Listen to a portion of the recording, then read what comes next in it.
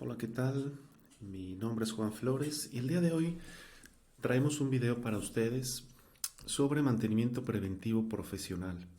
Muchas de las veces necesitamos dar mantenimiento a los equipos y no se le da la importancia que debería, ¿no? Simplemente con que el equipo funcione, pues nos confiamos, ¿no? de que todo está bien. Sin embargo, hay riesgos que se pueden prevenir a tiempo si el mantenimiento se da de manera adecuada.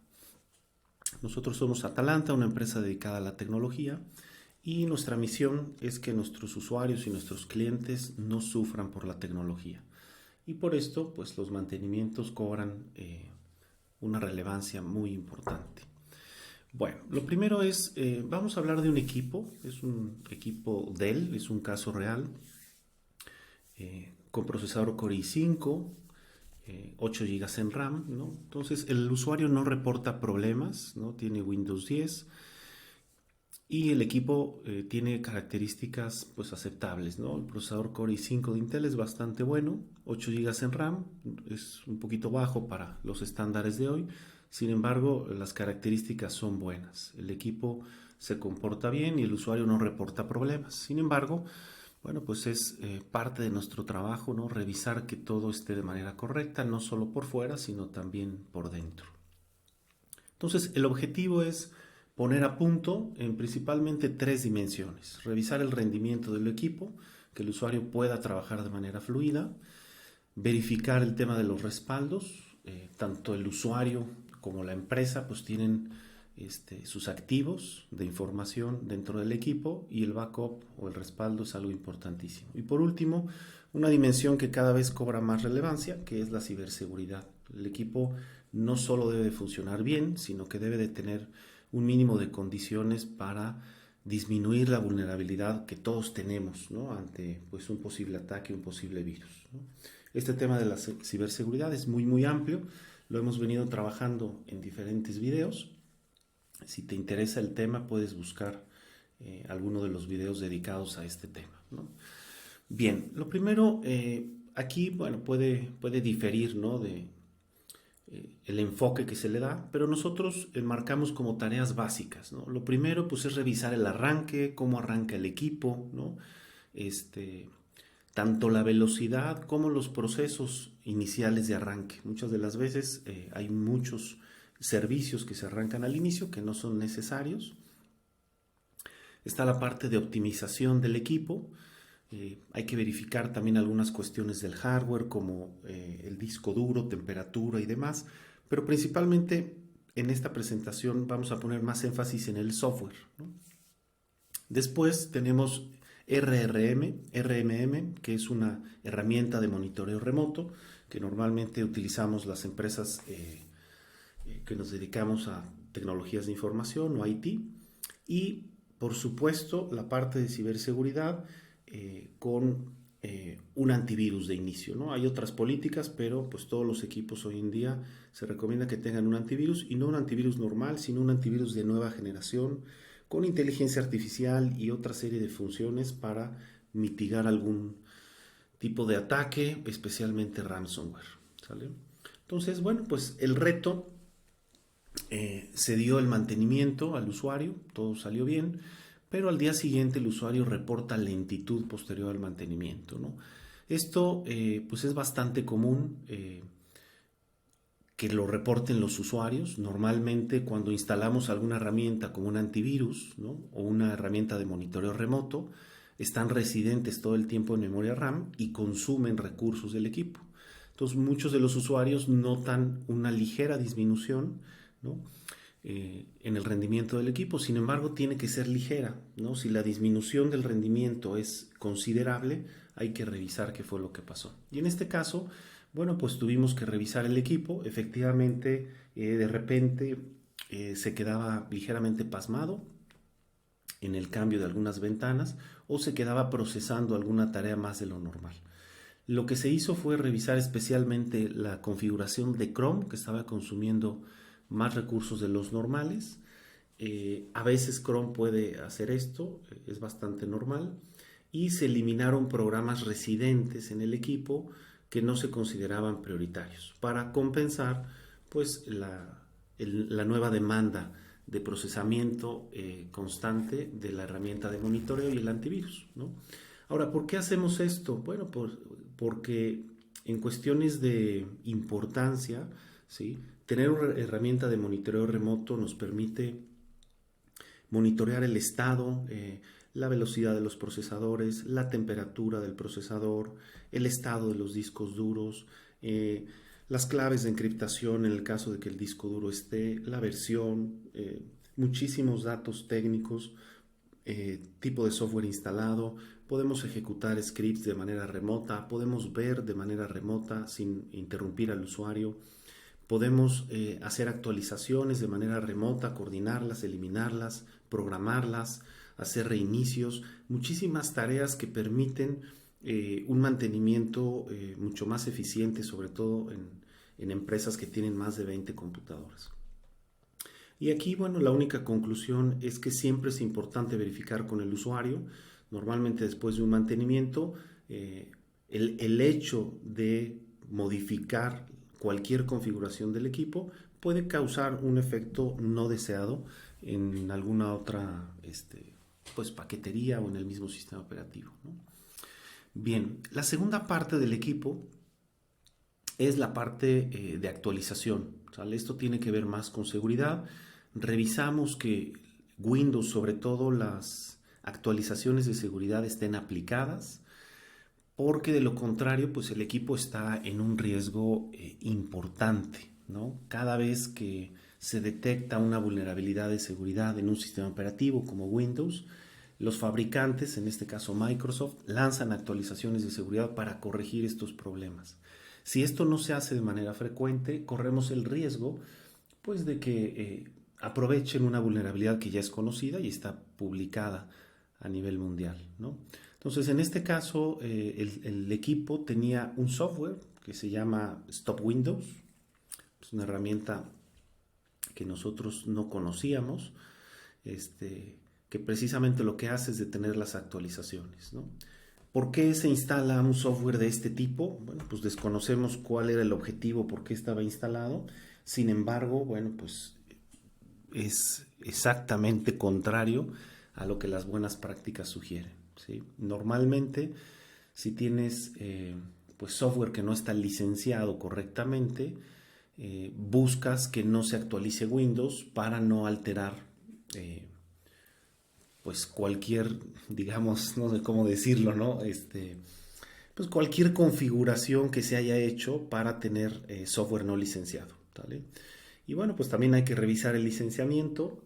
Es muy importante que todos los equipos tengan las licencias correctas por varias dimensiones. Bueno, por una parte está la cuestión legal que no nos atañe directamente al equipo de IT, pero también no puedes tener un software que no recibe actualizaciones por parte del proveedor, ¿no? No solo Windows, sino cualquier paquetería instalada, y mucho menos si ese software fue alterado con un código de un tercero para, pues, evitar el licenciamiento. Esto, pues, prácticamente es abrir la puerta, ¿no?, de entrada y una invitación a que el equipo sea vulnerado posteriormente. ¿Cuál fue el reto acá? Bueno, pues que se eliminó este programa, se ejecutaron las actualizaciones como normalmente se hace, el equipo reinicia varias veces, se instala. Por el número de actualizaciones pendientes llevaba varios años sin actualizarse, lo cual era bastante riesgoso. Y lo que sucedió es que posterior a las actualizaciones, el equipo comenzó a reiniciarse y sacar la famosa pantalla azul. La pongo aquí en la presentación. Dice, bueno, pues ahí todos hemos visto, ¿no?, este pantallazo azul, que si bien no es extraño, todos nos ha tocado alguna vez verlo, pues tampoco debe de ser algo frecuente, ¿no? Si alguna vez nos sucede en el lapso de un año, se puede considerar normal, pero bueno, si lo hace 2 o 3 veces en un día, evidentemente hay algún problema con el equipo, ¿no? Y el otro problema que presentó el equipo es que una de estas actualizaciones reinició la indexación de Windows. La indexación de Windows, pues, es precisamente esta. Cuando yo busco aquí Juan, ¿no?, me arroja una serie de resultados, tanto en documentos como en páginas visitadas, pero también tiene que ver la indexación, la utiliza Outlook. Entonces, un usuario que no utiliza Outlook, en este caso yo pues no lo utilizo, digo, aunque lo tengo instalado, no lo utilizo.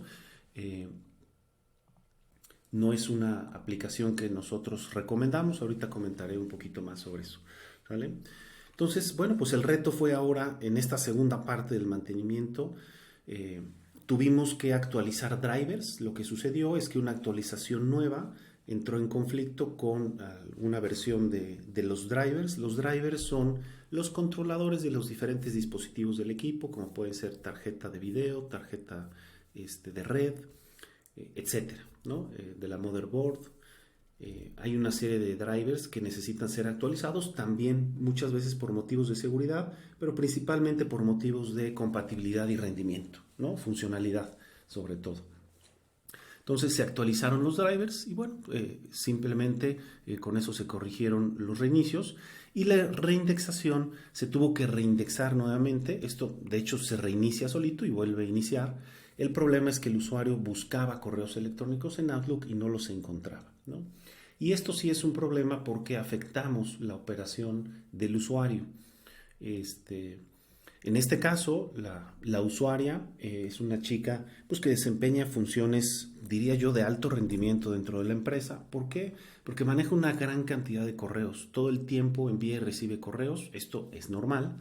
Pero bueno, esta chica pues recibía alrededor de 50 correos y tenía un histórico importante de procesos internos de la empresa pues críticos, ¿no? Que tienen que ver con relaciones con clientes y proveedores. Entonces, en este caso, tuvimos que intervenir de manera inmediata para ayudarle. Se reinició la reindexación porque estaba muy lenta. Se trató de agilizar para que diera prioridad a la reindexación. Aún así, cuando tienes tantos correos, la indexación puede tardar pues horas e incluso días, ¿no? Entonces, tuvimos que ayudarla a buscar manualmente algunos correos, cosa que no es ideal. Y finalmente se tomó la decisión, como tenía varios archivos de Outlook, se detuvo la indexación de los diferentes archivos y se dejó el más importante de los correos más recientes a los más atrasados para que pudiera encontrar los correos que tenían un par de meses de haber llegado, ¿no? Entonces, bueno, se solucionó, se pudo encontrar los correos, se reindexó correctamente, se dejó la reindexación, se le pidió al usuario que dejaran prendido el equipo por la noche para que pudiera terminar todo el histórico de correos que tardó pues, poco más de 24 horas. Aquí la conclusión o la recomendación es que se debe actualizar periódicamente el sistema operativo. Esto lo debe controlar el departamento de IT, cuándo y cómo se van liberando las actualizaciones, pero en términos generales hay que hacerlo periódicamente, ¿sí? ¿Qué es lo que hay que cuidar cuando uno hace una actualización? Una, tener respaldado el equipo y dos, elegir un buen momento, ¿sale? Si uno lo hace el lunes entrando a las 9 de la mañana, haces una actualización, pues es un mal momento porque empieza tu semana y si tienes algún problema vas a perder varias horas productivas. Entonces se recomienda hacerlo por las tardes, a lo mejor en viernes, sabiendo que se tiene el sábado o el domingo por cualquier situación, o al mediodía a la hora de comida cuando el usuario no está usando el equipo, de manera que el equipo de IT pues tenga un par de horas para poder solucionar cualquier problema sin afectar la operación del usuario. El siguiente punto es el respaldo. Todos los equipos, todos debemos de tener respaldados nuestros documentos, dependiendo. Esto se tiene que hacer un levantamiento de activos de la información dentro de una empresa. Una vez que se identifican los activos, es decir, los archivos de Excel, de Word, PDF, bases de datos, fotografías, videos, dependiendo el giro de la empresa. Y se debe respaldar según una política. No es bueno dejar a los usuarios elegir, ¿no? O al equipo de IT elegir los respaldos. Debe haber por parte de la dirección de la empresa una coordinación con el equipo de IT para generar una política correcta que pues cubra los casos, ¿no? Porque la empresa es la que sabe, ¿no? Y normalmente pues los directores son los que saben cuál es la información más valiosa que debe de ser respaldada, protegida y o encriptada. De esto hablamos en otro video a profundidad, ¿no? Aquí el reto con el que nos enfrentamos es que la mayor cantidad de información el usuario la tiene en el archivo PST de Outlook. Normalmente cuando tú tienes un correo yo les digo correos de nueva generación para explicarlo, pero bueno, no es que sean de nueva generación, sino correos profesionales como Gmail o Microsoft. Este, Tienes suficiente almacenamiento en la nube y todos los correos están en la nube, no necesitas Outlook, ¿no? Puedes usarlo si quieres, yo no lo recomiendo, porque Outlook tiene muchas ineficiencias. Los archivos PST se saturan a los 50 gigas, dependiendo la versión, pero la última versión de Outlook, de Office, a los 50 gigas se satura el archivo, y si no generas otro archivo o respalda, se llega a dañar, y recuperar o reparar esos archivos es un dolor de cabeza porque tarda muchísimas horas y a veces no se logra, ¿no?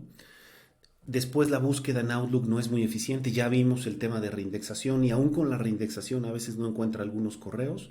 Por lo tanto, pues la tendencia en los últimos años es utilizar el correo en la nube, ¿no? La plataforma de Gmail o de Outlook Web, ¿no? Es prácticamente igual y tiene muchísimas ventajas. Puedes usarlo en cualquier computadora. El buscador es mucho más potente porque está perfectamente bien indexados los correos y no tienes que preocuparte de respaldar. En este caso de esta empresa, el correo no era un correo profesional. Bueno, no es un correo profesional, es un correo de los que le llamamos de webmail. Es un correo que está en una plataforma de Linux. Pues normalmente tienen 200, 500 gigas, ¿no? 200 megas, sí, hasta un giga, ¿no? 500 megas, un giga, ¿no? Normalmente no tienen más de un giga, por lo tanto, tienes que descargarlos a través de un protocolo POP del servidor, y la única copia que tienes de todos tus correos es en tu computadora, en un archivo PST que es pues muy vulnerable a dañarse. Es una muy mala práctica por muchas razones, ¿no? Pero este tipo de correos que son muy económicos, pues obligan a que el equipo de IT tenga una manera de respaldar los archivos PSTs. Pero como el archivo PST se usa todo el día, no cualquier herramienta de respaldo puede respaldar correctamente, porque una de dos, o está bloqueado el archivo o tendría que estarlo subiendo los 50 gigas, y esto pues no es viable porque saturaría la red, el equipo y muchísimas otras cosas. Entonces, bueno, pues aquí presenta este reto. Pensamos abordarlo, todavía estamos en proceso de esta solución, pero utilizar un software profesional de respaldo, ¿no? Sí hay soluciones de respaldo que lo hacen, sin embargo, bueno, pues tienen costo, ¿no?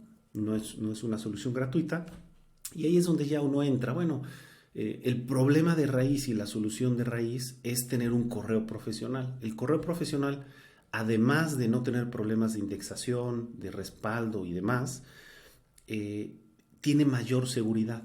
Tanto Microsoft como Gmail pues son líderes en el filtrado de correos de spam.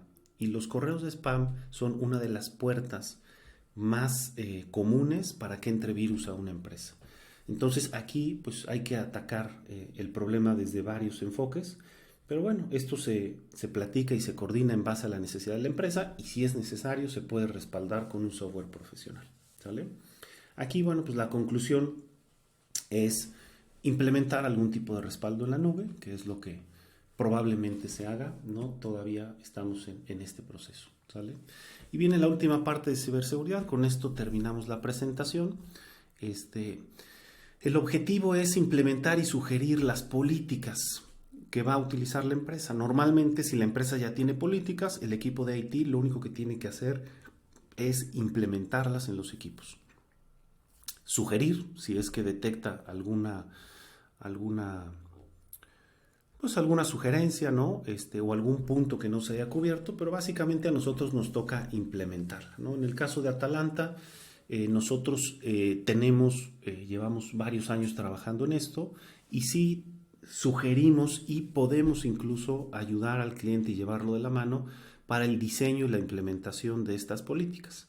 Pero bueno, normalmente a veces se puede contratar a una empresa externa. Hay varias maneras de atacar este tema. Pero bueno, llegados a este punto, se necesita implementar, se necesita la autorización por parte de dirección. No se puede implementar políticas. El equipo de IT no tiene, normalmente, depende de la empresa, pues normalmente no debería de implementar una política si no la autoriza dirección. Sería pues una mala práctica. Y también es importante que los usuarios acepten esta política normalmente por escrito, porque las políticas a veces se atacan pues con software, digamos, con controles, con bloqueos, con permisos, con niveles de privilegio, pero a veces se atacan con el buen uso y las buenas prácticas de los usuarios, ¿no? Como por ejemplo, pues no traer una memoria USB de casa, introducirla en el equipo de la empresa, ¿no? A veces hay herramientas para bloquearlo, pero si no, pues el usuario debe de saber que esto no está permitido y es un riesgo, ¿sí? Hay que informar por escrito de manera adecuada. Una vez que dirección autoriza, se firma y se implementa la política.